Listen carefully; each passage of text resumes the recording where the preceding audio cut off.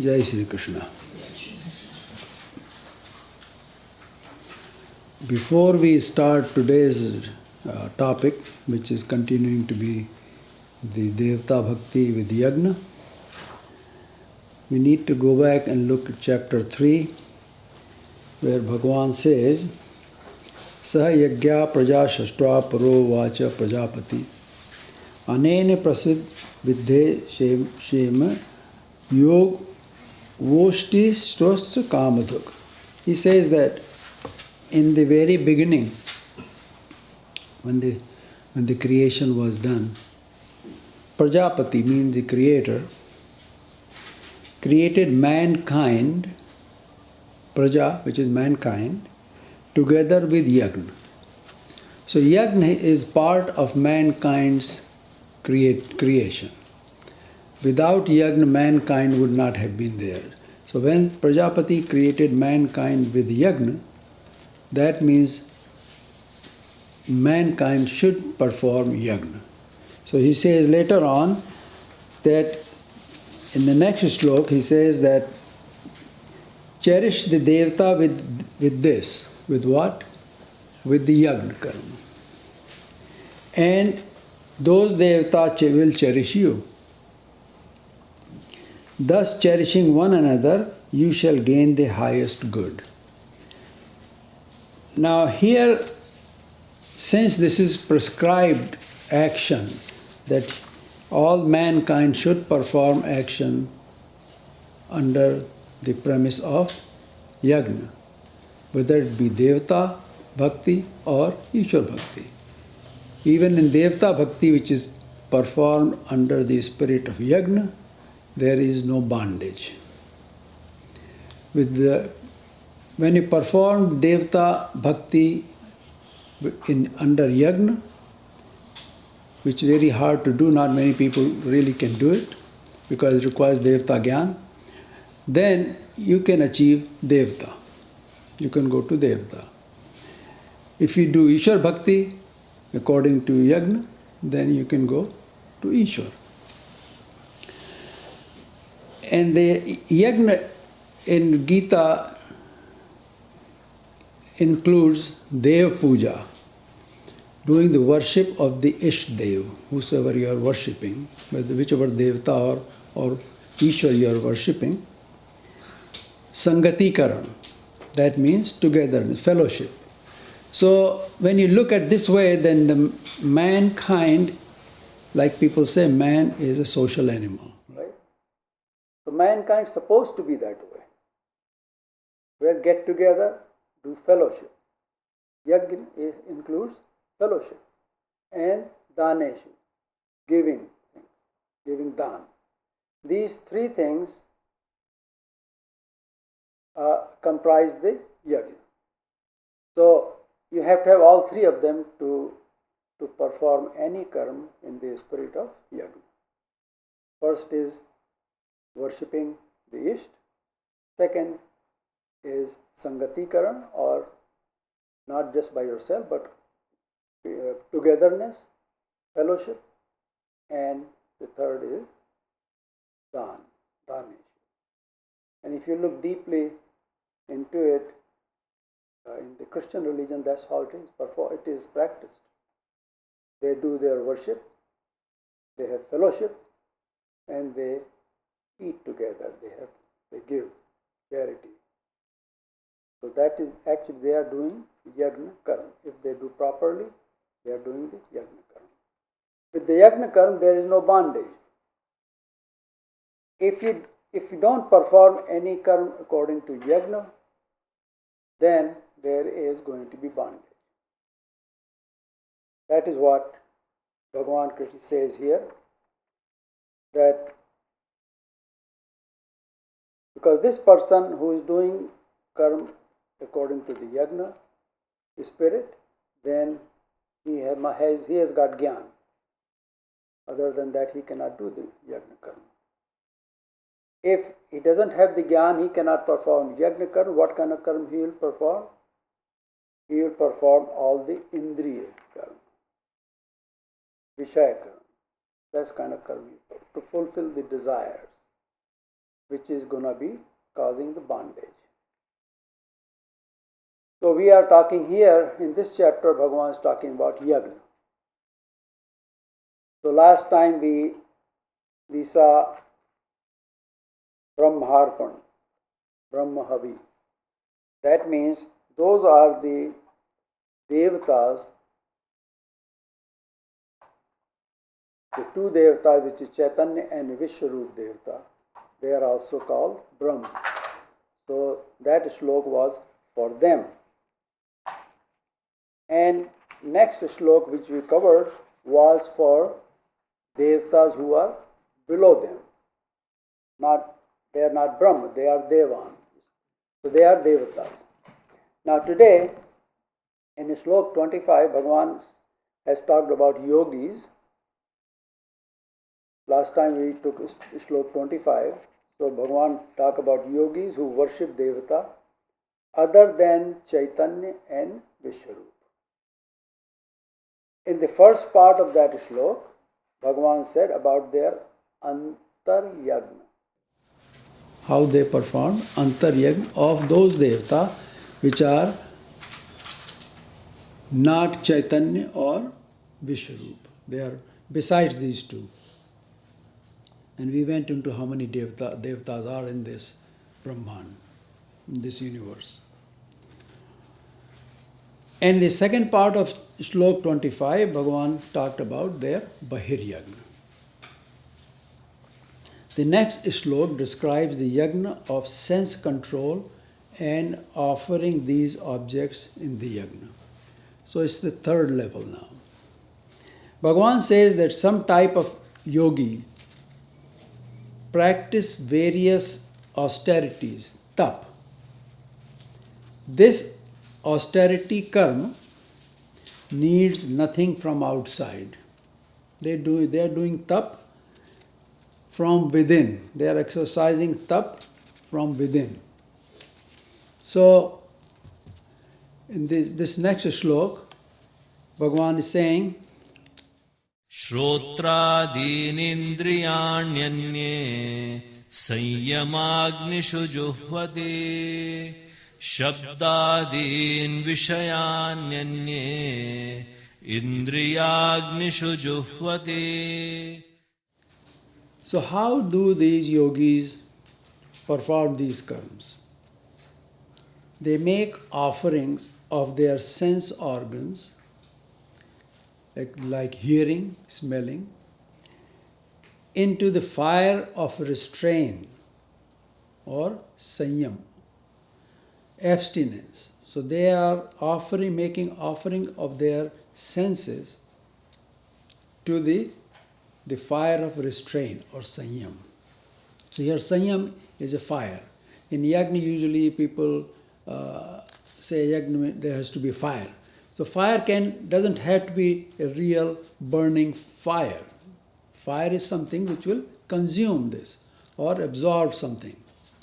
So here they make offerings of their senses into the fire of restraint. That means they are controlling their senses. They exercise restraint on the activities of the five senses. That's how they control senses. They control the actions of the senses. Because you cannot control sense. Only way you control is through their action. You control their action, they are under control. The senses are ear, eyes, nose, mouth, and touch. Here restraint or abstinence is a form of fire. Just restraining their action is fire. So when you restrain the action senses, in effect you are putting those senses into the fire of restraint. Thus their action take the form of yagna. So it becomes a yagna. They only practice this. That's all these yogis do. They do nothing else. No bhakti, nothing else. The object of the sense is nearby, but they do not pursue it. The object of the sense is right in front of them. But they don't pursue because what they're doing, they are taking their senses and putting them in the fire of restraint. So object really doesn't come into play. This is called restraint or abstinence.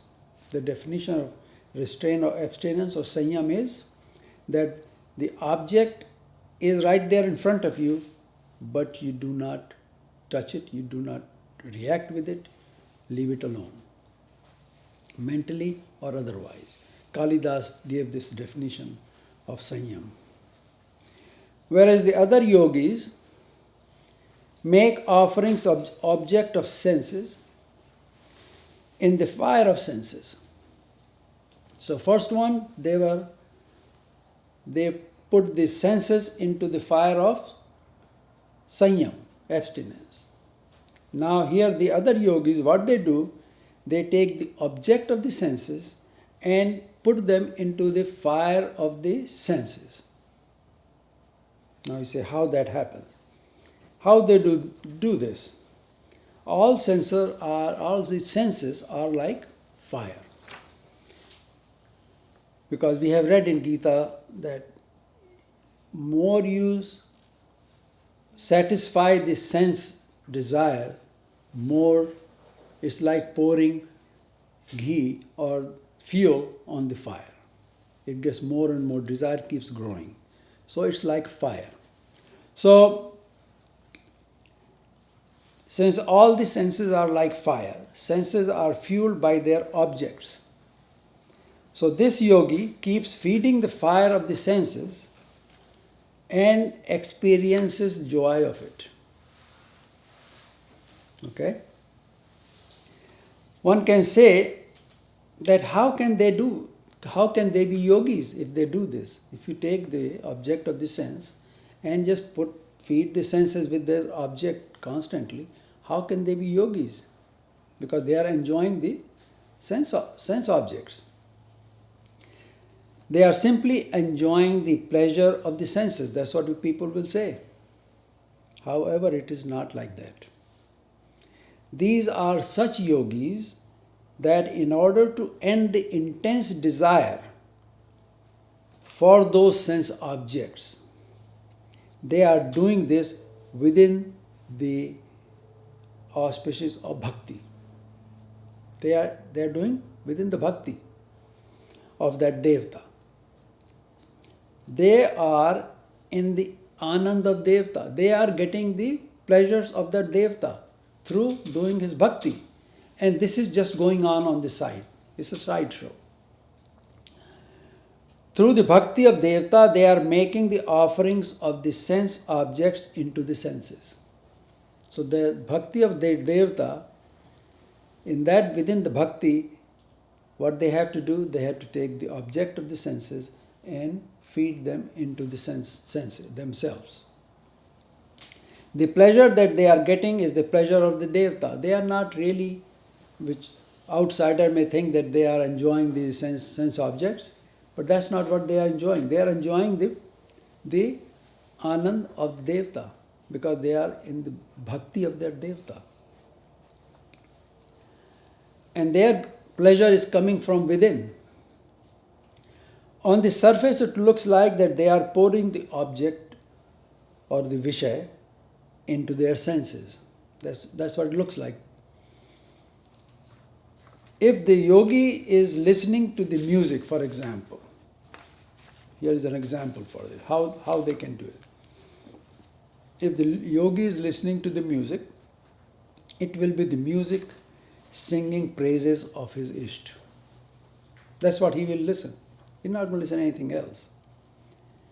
A good example of this is that of gopis. In Bhagavan Krishna time, gopis who immerse their hearing sense into the listening of the flute of Sri Krishna. So there are such yogis who are doing actions which look like the opposite of what they should be doing. However, this they are doing within and as a part of bhakti of their devta. An ordinary person will not be able to do it because these yogis continually doing this. All the time they do it. Other common men will get tired of doing it. They can do only for 15 minutes, 20 minutes, half an hour. Then they say, well, that's enough. They can be singing all the time. But this yogi who is doing bhakti of his Isht, which involves singing the praises of the Isht, he just keeps doing because he is getting pleasure from within, and that doesn't stop. So he just keeps doing it.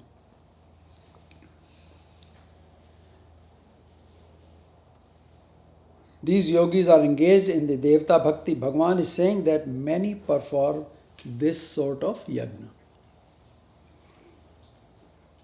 You take, for example, Chaitanya Mahaprabhu.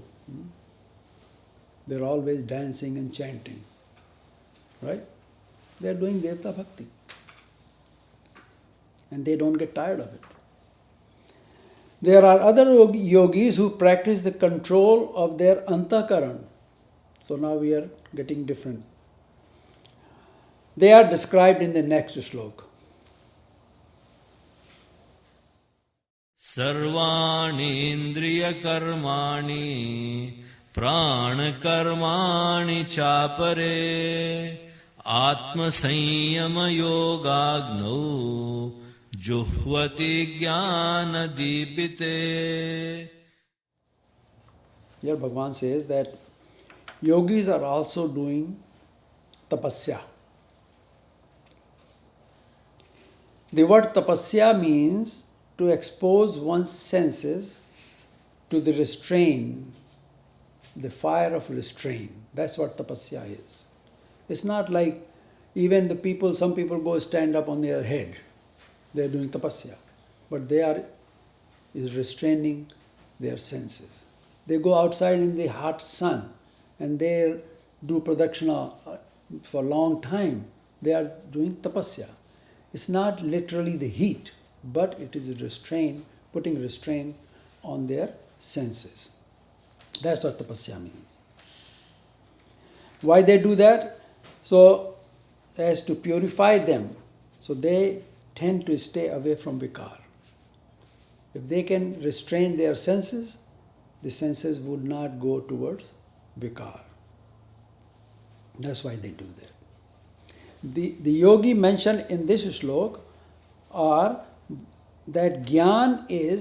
such that jnana is revealed to them. They are different yogis. Here Devta has revealed them the jnana, their jnana. In other words, they receive the Devta Vidya.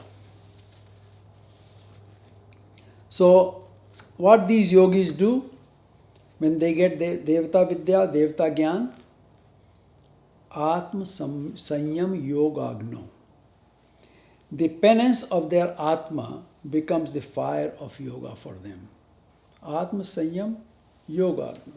Unke liye Yogagni, what is, for them the Yogagni is Atma Sanyam. And here Atma is Antakaran, to restrain the Antakaran. The Sanyam of their Atma becomes the fire of yoga. They go into the yoga. This is called Yog Siddhi. That's how they can get Yog Siddhi. They pour all karmas of their senses. Sarvanindriyani karmani. All the karma of their senses, and they sacrifice, make oblation, ahuti, of their pran and all the karmas of their pran. Okay? In the fire of Atma Sanyam Yoga. This is called attaining perfection. Siddhi is perfection. That's how they attain perfection. Through pranayam. This is what they do in pranayam. These yogis take their senses and pran and offer them to the fire of Atma Sanyam Yoga. So, or abstinence. Atma Sanyam means abstinence. How you control, just like we talked before. How you control senses. by abstaining them from going to their objects. Same way, you control your mind that way too, by keeping the mind from going into things other than where it should be going. So if somebody is Devta Bhakt, he'll let his mind go to that Devta Dhyan. Somebody Ishwar Bhakt, he'll let his mind go to Ishwar Dhyan and restrain from everything else. Different yogi practice the yoga differently. Some perform Devta Bhakti by putting senses into sense objects, just like we taught, and experiencing the anand of Devta Bhakti. Others practice bringing in their senses, karma of senses, their pran, and this karma of their pran in the control of their Atma. All these are karma. Everything is karma.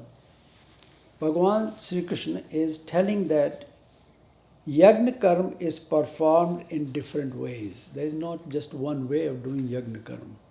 Yagna karma can be performed in many ways, different ways. He is describing them all here. Some are done by the senses, some are done by the object of this, through the object of the senses, some are done by mind. So there are different ways of doing the yagna karma. Yagna means the bhakti of Ishwar or Devata. There are only two entities which humans are supposed to do bhakti of, either Devata or Ishwar. Not of any human being or of their senses or any material or any place or whatever, object, no. Yagna means the bhakti of Ishwar or Devata. In these, there is no pap, there is no sin involved in this, or bondage. So abstinence of sense, control of pran, and atma sanyam, they are all karma. However, these are not the karma which Bhagavan has described earlier, through which one gets purified and becomes one with Ishwar. So before we got into this Devta, description of Devta Yagna, we had learned about the Ishwar Yagna, where we say Yasya Sarve Samarambha. So that Jnani does the Ishwar Yagna, and those who are in Devta Bhakti, they do Devta Yagna. So Devta Yagna done for Devta will not take him to Ishwar. Only Ishwar Yagna will take him to Ishwar.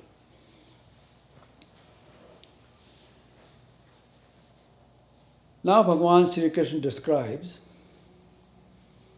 other yagna. There are other type of yagna which people do.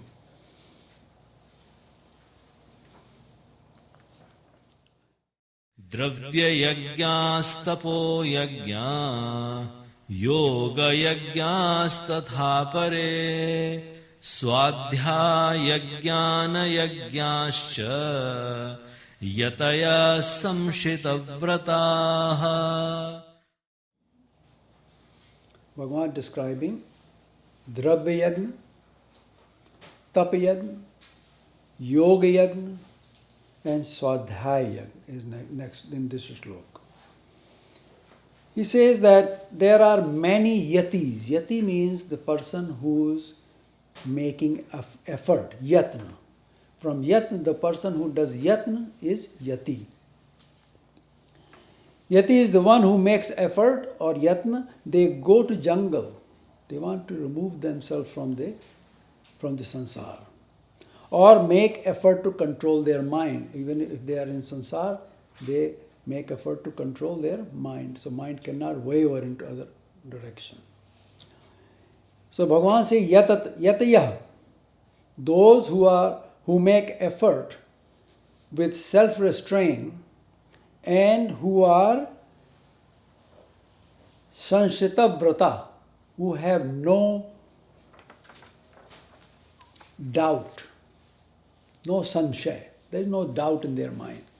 They know exactly what they are doing, what they want, what they need to do. they engage themselves in 5 different yagna.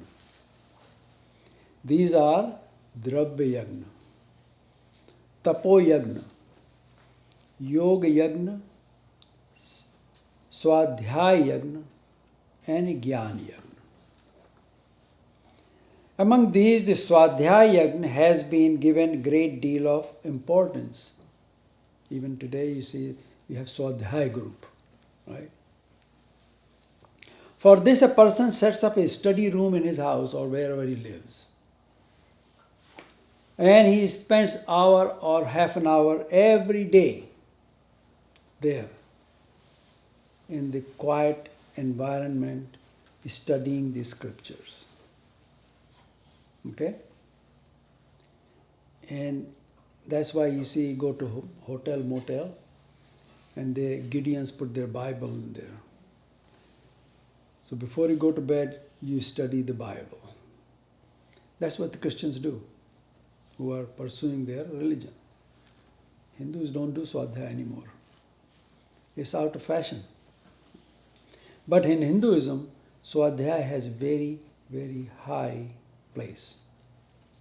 That every day, if you are reading some scripture, you read every day. Spend some time, half an hour at least, regularly.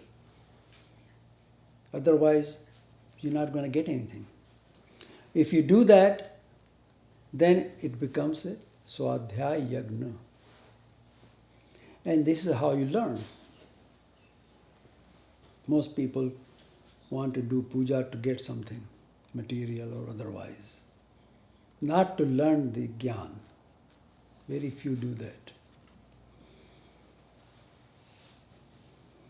In today's world, Swadhyaya has been taken over by television. Everything on television. So, the problem is television, even the dharmic programs are not Swadhyaya. Why? Because you are exposed to the thoughts and the ideas of the person who is producing that show.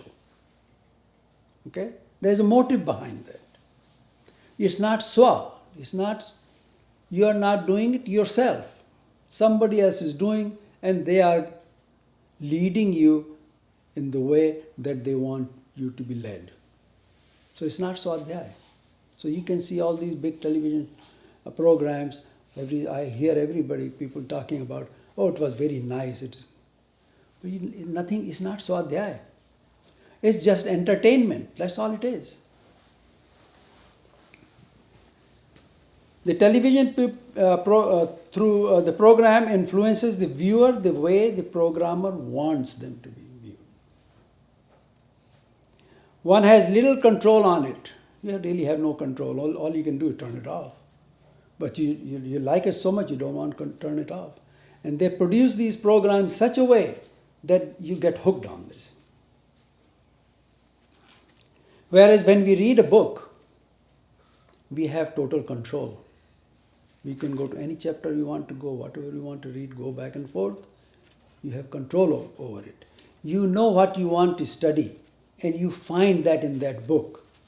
That is Swadhyaya. The daily study of scripture is getting to be a missing thing in Hindus. Nobody really. If you talk to people, observe people closely, they are interested in Bollywood songs and Bollywood bhajans and stuff like that. Oh, I'm doing bhajan, that's good. Kirtan. It's useless. It's nothing. It's doing nothing to your Atma. Okay. The scriptures, the words of the scriptures have power to purify the Atma. Nothing else has that power. Daily study of scripture is also a yagna. It becomes a yagna. We now take the Dravya Yagna. What is Dravya Yagna? Most people will say that this yagna means to donate money. Right? Dravya Yagna. You just donate money. They said that those who are wealthy should use their money to open schools and spend on social welfare of the society. That's what everybody expects. They say, and those people do it too, and they believe in their heart that they are doing yagna, dravya yagna. They are doing good deed. These people quote the mantra of Ishavas Upanishad, where it says that first you give, then whatever is left over, that's what you partake of. Today people want money, whether they are in religion or whether any walk of life. They all want money. So in all religions, the emphasis is on collecting money. That's what it is. Whether you build big temples or whatever, collect money. It has become a sort of business. The true meaning of that mantra, which is Ishavas idam sarvam, yatkin jagatyan jagat. The true meaning, if you look into it, lies in the yagna called Sarvamedh Yagna. The Sarvamedh Yagna is the yagna in Hindu dharma, where around the age of 65 or so, when the family is all grown up, one distributes their accumulated wealth to their offsprings, and if there is anything left, they give it to the social welfare, society. It's called Sarvamedh Yagna. And then they go to become a sannyasi and pursue Ishwar for the rest of their life. That's what Ishavas idam sarvam comes into play. Okay? However, it is not what dravya yagna means. This is not dravya yagna. Because in Bhagwan Krishna time, there was no programs like this. Were there? No. Everybody is taken care by the king. Whole kingdom is taken by the king. So, we read last time that there are two types of yagna. One is antaryagna and the other is bahiryagna. Nothing from outside is needed for the antaryagna. Correct? But in the bahiryagna, various materials are needed to carry on that yagna. What are these materials? These include flowers, chandan, incense, deep. All these things are needed in there. It does not need money. Money is not anywhere in there. In the time of Bhagavan Sri Krishna, all needs of the society were met by the kingdom. And so no collections were needed in the form of yagna. Okay? So, Bhagavan is saying, dravya yagna, tapo yagna, yoga yagna, swadhyaya yagna, and jnana yagna. So in this dravya yagna, what is dravya? Dravya are the items which are needed to do the yagna of the bahir yagna. The jnana yagna consists of teaching and studying the jnana. That is jnana yagna. This is difficult to practice. It needs both the speaker or the teacher and the listener or the student. Without the two, it cannot be performed. In Mahabharata, it is said that in Kali Yuga, it will be difficult to find both of them at the same time.